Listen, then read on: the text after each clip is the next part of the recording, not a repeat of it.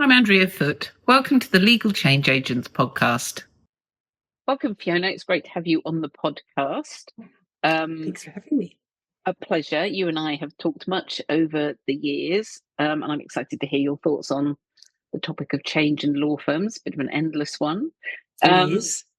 I wonder if you could start by giving us an idea of what you do and how you arrived at that point. I'm a legal tech consultant, but I also call myself a legal evangelist. And quite a lot of what I do is helping lawyers to work out how they can make more use of the technology that they already have, and then where are the gaps that they could fill in with new technology. And I was a lawyer for many years, and so I find that I'm spending time just really helping lawyers who often are very busy and haven't really given a lot of thought to how technology is a tool that could help them, just to understand that and how it could fit into their workflow. I started out as a summer clerk in a big firm. I had absolutely no idea that I would become a litigation lawyer, but when you did a rotation, the litigation team were the nice team, and so I stayed with them and became a litigator by accident. And I stayed in that big firm that team moved to a mid-tier firm, and so I kept with them. And then after a while, I decided to go and work in a smaller firm where actually working for individuals rather than companies. And so I stayed there for about 10 years. I found that extremely rewarding. You get lots of really good, interesting matters in where you've got acting for sort of high net worth individuals who are prepared to fight matters on principle. But I just reached a realisation that, so basically the litigation team was usually me and my boss. There was a lot of work that had to get done, and I needed tech to be able to get through the work. We were up against much bigger teams, much better resource teams. And so I saw how powerful things like e-discovery could be. I was lucky that in a small firm you had the freedom just to try these tools out and see which ones worked. And then I just sort of, I wanted to do more in that space. So I became a freelance litigation lawyer and moved around to different places. I went back to mid-tier. I worked in-house. I kept on seeing the same problem, that there were there were tools that were good, that could help lawyers, but they were actually too busy to work out how to use them. And so I went back to College of Law and studied for a Masters of Legal Business.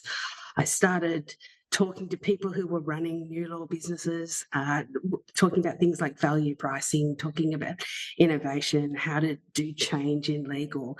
And so I pivoted and sort of became a legal tech consultant. Wound down the amount of law I was doing, and a couple of years ago I just stopped being a lawyer altogether, and now I solely work in legal operations and helping people with their technology. So I go into firms, help them work out where they could be making more use of their technology and come up with a bit of a strategy for what that tech roadmap should look like. And I'm now with the introduction of generative AI, I'm helping people to understand how to use these tools.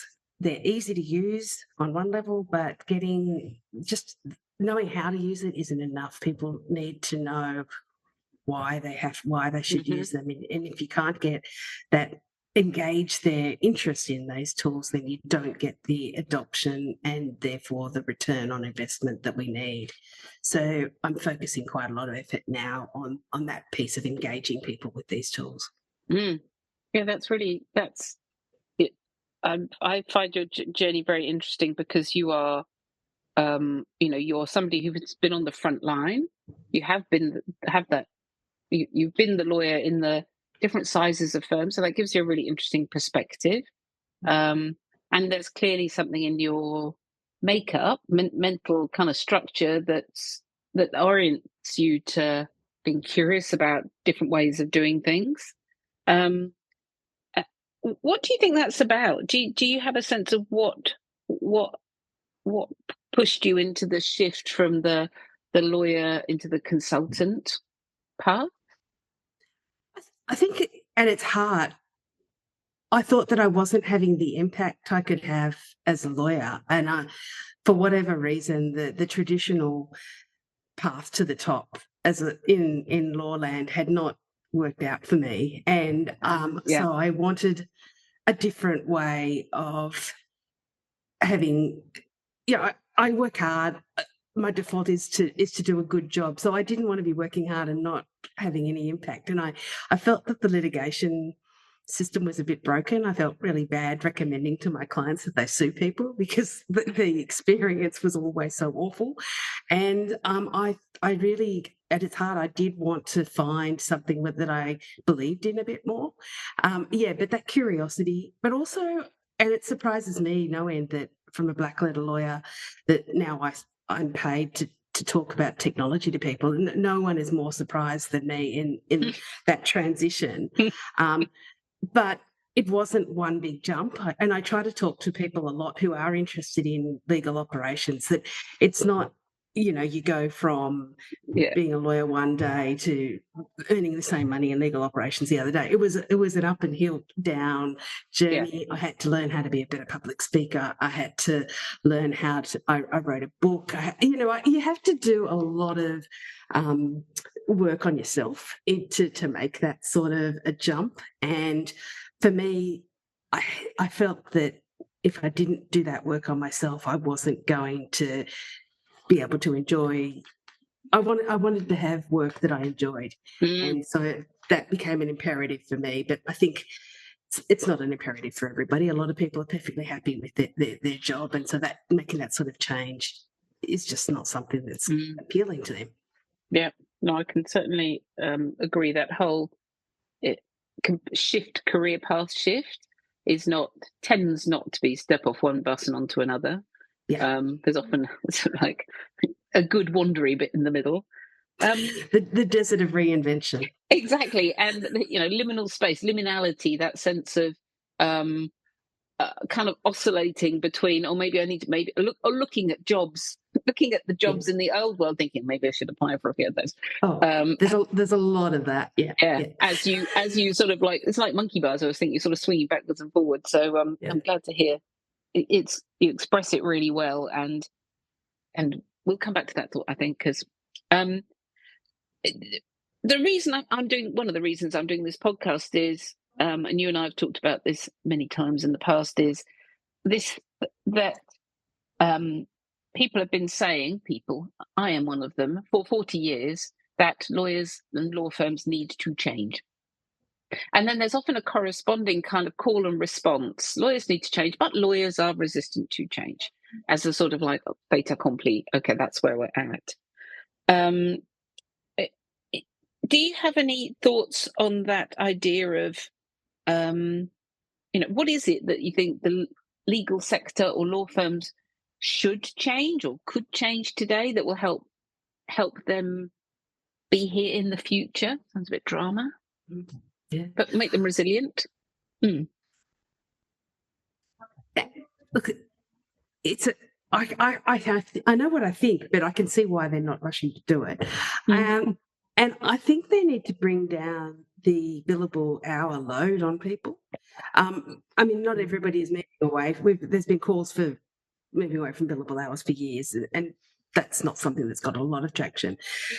But for people to have the time and the creativity and the ability to experiment and to test out different ways of legal service delivery, you can't do that when you're at full capacity or over capacity, and you just don't have enough bandwidth to learn new things, practice new skills, try new things, and have a few things not work out, and iterate and improve over time. I do think that the way that the community and business generally is expecting services to be delivered, they're expecting fast. They are expecting a digital forward approach. I think that involves a lot of redesigning the way we do legal work, redesigning the way we price, redesigning the way we resource, and we train people and who we hire and how we what sort of teams we put on these jobs. I can see a world where you pitch with a lawyer, a tech vendor, an in-house tech person, internal tech expertise, a legal tech engineer maybe, and you pitch that sort of a team to do some of this work. But to get there, we need to give people in the law firm time to be comfortable putting forward a digital first solution. And the level of digital literacy I often find is very low, and the level of trust in involving tech vendors is very low. And so we need to spend some time rebuilding that. So I can see that's a huge investment. There's a lot of focus on what are you billing this month, what are you billing this quarter, which is fundamentally inconsistent with stepping back and doing that sort of redesign work. So I can see the tension. And it's interesting, that idea of, I listen to what you're saying, and that none of that is news. I think back to, I've been in Australia 20 years. When I was in the UK, maybe, 10 years before that, there were organizations, there were law firms doing that then. So I think my curiosity is, I wonder what it is. Do you have an explanation of, or how do you explain to yourself that this is as it is still? If everyone is arguing with logic and reason and ROI, and there are examples, what do you think it is about this system that kind of perpetuates this situation? Yeah, it is interesting because even if you just look at sort of like the new law firms that about 10 years ago, there was a whole little bump of them, and they took value pricing, and they niched down, and they got rid of timesheets, and they're all still around, but not many of them have really grown. So that segment has sort of continued, but not not become mainstream, perhaps. Yeah. I hadn't thought of that. So there clearly are some very strong forces that are driving maintenance of the status quo in the legal industry. They're still making money. For whatever reason, there's enough people willing to buy legal services that are being sold on that basis, and enough people willing to work in that way, so that there's enough, whether it's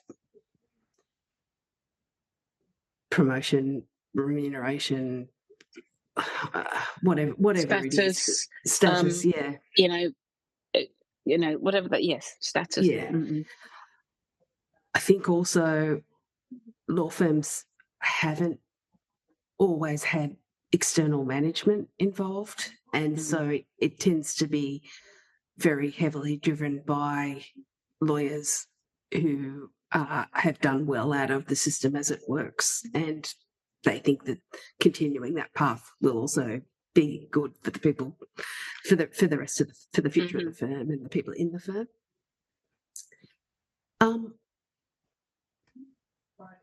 So I think there's been quite a few factors at play. I think we also talk about the legal personality, and that personality is often self-selected to be the people who like rules and precedents, and seeing that success is achieving what other people have followed that path that other people have followed. It doesn't tend to be the sort of area where entrepreneurs who want to break all the rules and stuff up find themselves. People that have tried to build legal firms with an entirely new structure have failed. So I guess there's lots of factors that are lending into that, but I am surprised still that we are, 10, 20 years later. And somebody like Richard Susskind's been calling for this sort of change for 30 years. And he's sort of no longer a fringe voice, but it is. It's there must just be many, many micro forces that are keeping that system intact. I'm thinking about what am I thinking about? A thing just came to my mind, which is the future is here. It's just unevenly distributed. Yeah. So it's that thing you said about Richard is interesting because his first book was, what is it, The Death of Lawyers or something equally uncontroversial. Yeah. But it was presaging this kind of, well, this is probably going to happen with technology. What we were talking about generative AI earlier and the role you're taking up around that.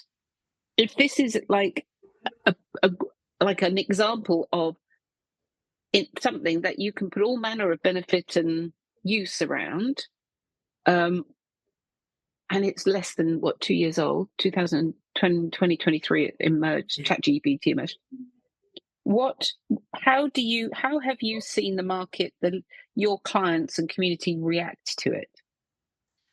Oh, it has been unlike any other technology that I've seen. So I remember when email arrived and we went from sending faxes to email. I remember, Blackberries arriving. I remember moving away from the legislation used to be in books in the library, which you would go catch the lift down and get the legislation off the shelf and, to internet. This has had bigger impact than each one of those.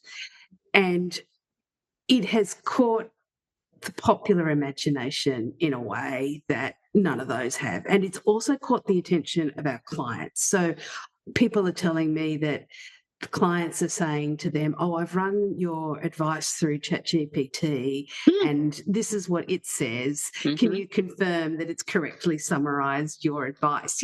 Stupid things like that. So it's because the clients are using it, you cannot ignore it. You can complain about that, of course, but and quite rightly. But so I think I'm seeing a complete shift in terms of because I've been talking to law firms about tech now for solidly for 5 years, and the shift in the last 2 years in terms of interest level and in terms of not just, oh, we should do that one day, into, oh, we must do that now, is unlike anything I've seen before. Okay. So do you then see, I love the way you sketch out those changes of, email. I should remember the time before email, but I can't. Doom scrolling. Another one. If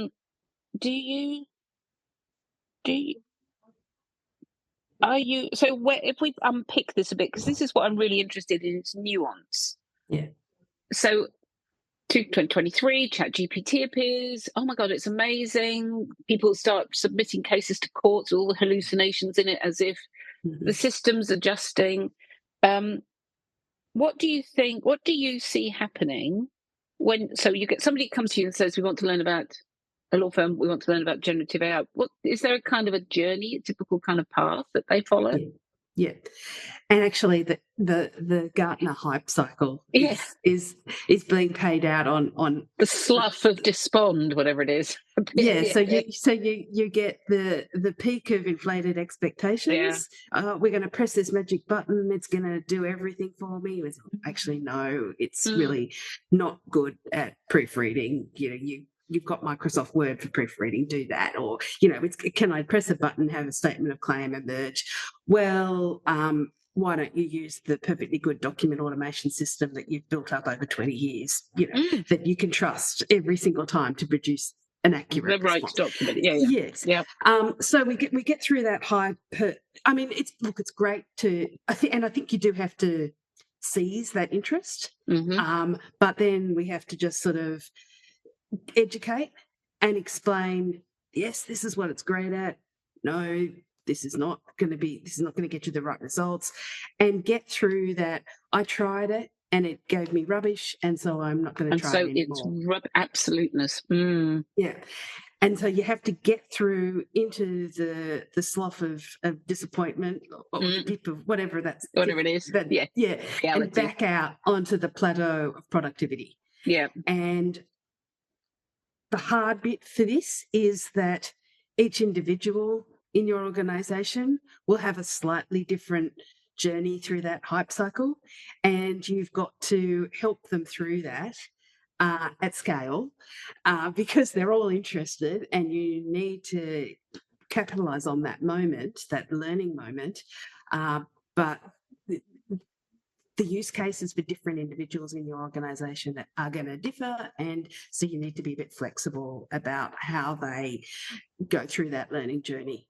We're all learning these new skills. No one has an answer. A lot of, if you've been a lawyer for 10, 20 years, you've stopped learning so much. You've settled into, oh, well, I do X, Y, and Z, and generally it's pretty good. And I read the new cases as they come out, or I need to read the new. But learning new skills, that takes a lot of cognitive effort, and I'm busy, so it's much easier to get into my default pattern that I know that works. Yeah, so, and trust and risk is managed in that way. There's something just itching at my mind about this. But I think for me, one of the big differences around generative AI is so this feels for me, this is a what's the word? That word when you democratized access. Yes. So in the old days, if you put a new practice management system in, somebody else in the firm couldn't just go and get another one and be playing with it. Yeah. I'm interested in if that generational thing you just talked about, and I'm not going to label generations because I'm my X, I think, and there is no one attitude.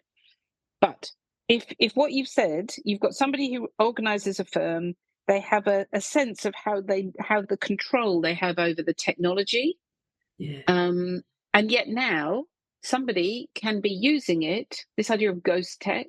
Yeah. I'm used to sourcing and finding things for myself to help make me work better. I haven't got a question there, Fiona. I think it's I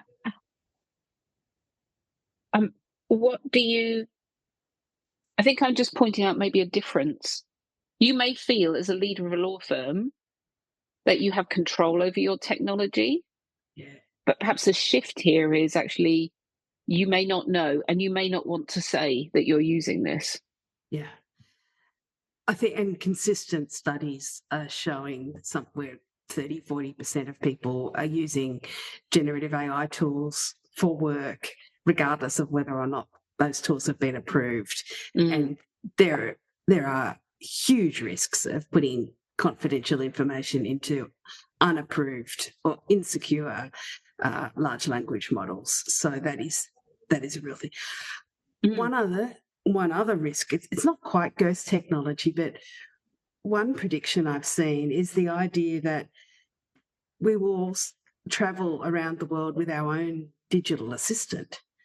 So I do my work in my way, and I train up my digital assistant to know how to talk like me, how to structure things I put in all of the material that I've picked up around the place and all the material I've created.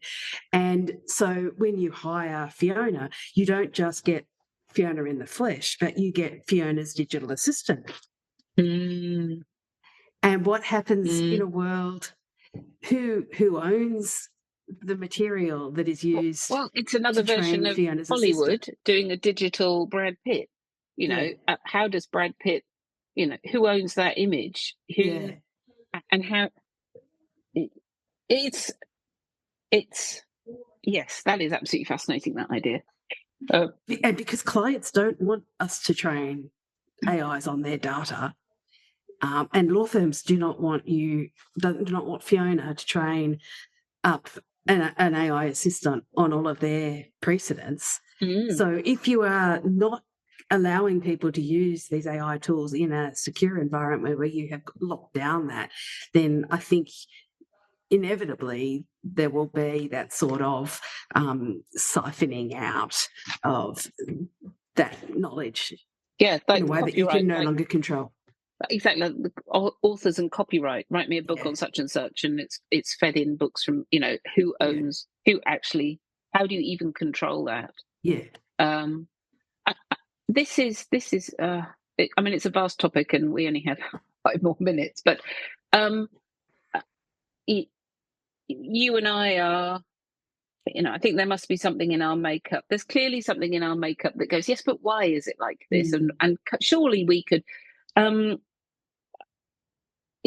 Could you point to something in your career, maybe a role or a person or I don't know, something that really shaped you and your attitude to change?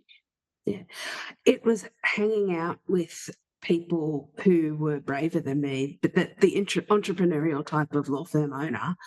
And I had been working with lawyers who were mostly generally unhappy, some mildly unhappy, some really unhappy, but who thought that was how life had to be. And it was hanging out with a bunch of law firm owners. A lot of them were women, not all, who said, no, I'm going to reinvent this. I'm going to have a life that I enjoy and my work is going to fit into that. And so I saw that it was possible to run experiments and try things and collaboratively work together, even if you're running different firms, but to come together and share what are you trying, what's working, how and helping each other. And that really just showed me that, because I thought I had to leave law, that if that the only way to be in law was to have this sort of quite regimented existence, and they showed me that it was possible to do it differently. I also got coaching. So I got a business coach and worked on a whole lot of things about, what my strengths were and how I could tackle some of the challenges of business development and all those sort of things that I had found really difficult. But how I could do that in a way that made sense to me rather than just copying the way that somebody else had managed to do it. And without those two things, there were many things. Also, somebody like the Centre for Legal Innovation, just so much information, but I still had to find a reason to expose myself to that and to get into that. But and so I think all of those things combined. Yep, that's funnily enough. I read an article this morning about the value of scientists conversing with people outside beyond their discipline. Yes. It's exactly this thing. If you don't have the dimensions, if you don't have an awareness, a bit like, if you don't step beyond your fence, then it's hard to know what the possibilities could be and the risks and the opportunities could look like. And you talked about gender, and that's really interesting because every time I go to the smaller law firm events, I'm struck by how female they are. Women stepping away from the classic law firm and going, we are doing our own thing. A lot of refugees from a system that makes it very difficult to work flexibly in whatever shape that be. Yeah. So fascinating. Fiona, that was really fascinating. I love hearing the perspectives of all the people in the legal community, and I think your journey is a really interesting one for anybody in any point in this system. That idea of identity shift. I'm a lawyer. This is what it is. I'm one of these now, and then the thing in the middle, the cloudy process. But also hearing about the generative AI piece, and if this is so new, this creates an interesting opportunity and threat, and what can one do with that?